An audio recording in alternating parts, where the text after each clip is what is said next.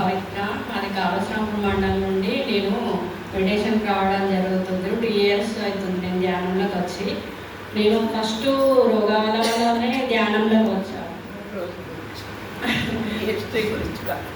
3 రోజులు ధ్యానం క్లాస్ ఇక్కడ జరుగుతుందని చెప్పడం జరిగింది. నేను స్టార్ట్ చేసినప్పటి నుండి స్టార్టింగ్ నుండే వస్తున్నాను క్లాస్కు. అప్పటి నుండి వచ్చిన మాస్టర్ల ద్వారా గురుల ద్వారా ఎన్నో విషయాలు తెలుసుకున్నాను. నాకు చాలా దుఃఖం ఉండేది. వీళ్ళు మాస్టర్లు చెప్పే వాటి వల్ల చాలా దుఃఖాన్ని మర్చిపోవడం జరిగింది. ఏ చిన్న బాధ వచ్చినా ఏడవడం, ఒక 10-15 రోజులు దాని గురించి తలుచుకోవడం, అలాంటివన్నీ జరిగేది. చాలా మూఢనమ్మకాలలో కూడా ఉండేది. నేను చాలా ఈ దేవుళ్ళు అది కొయ్యడం, బలులు చేయడం, ఆరోగ్యం వల్ల ఇది చేయి అది చేయి అంటే ఎన్నో చేశాము. దేనివల్ల నాకు ముక్తి దొరకలేదు.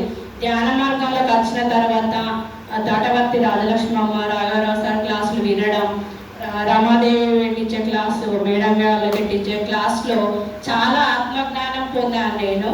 నాకు స్టార్టింగ్ రమా మేడం వాళ్ళు మా ఆడపడుచు వాళ్ళకి చెప్తే వాళ్ళ ద్వారా నేను ధ్యానం జరగడం, ఆడపడుచులు చెప్పడం, వాళ్ళ ద్వారా ధ్యానంలోకి వచ్చాను.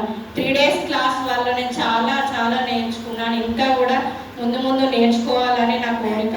నేను కూడా మేడం వల్ల చెప్పడం నేర్చుకోవాలని నా కోరిక. రమా మేడం గారికి అనంతకోటి ప్రణామాలు. నాకు ఎంతో దుఃఖం నుండి బయటపడేసింది. ఎన్నో బాధల నుండి ఎలా ఉండాలి, ఈ మార్గంలో వచ్చి ఏం ఆలోచించాలి, ఏం మాట్లాడాలి, ఎంత తినాలి, ఎంతవరకు ఎలా ఉండాలి అనే విషయాలు తెలిసాయి నాకు. అంతకుముందు ఇంట్లో ఉండడం, వంట చేయడం ఇవన్నీ తెలిసేది. కానీ ధ్యాన మార్గాలకు వచ్చిన తర్వాత ఎన్నో విషయాలు, ఇంకా ఎన్నో మనకు తెలియని విషయాలు గురువుల ద్వారా నేర్చుకొని ఇంకా మనం ముందుకు వెళ్ళాలి.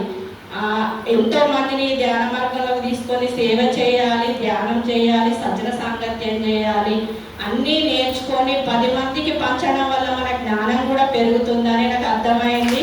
ఇతర జ్ఞానాన్ని ప్రసాదించిన తాటవర్తి రాజలక్ష్మి అమ్మకు, రాఘవ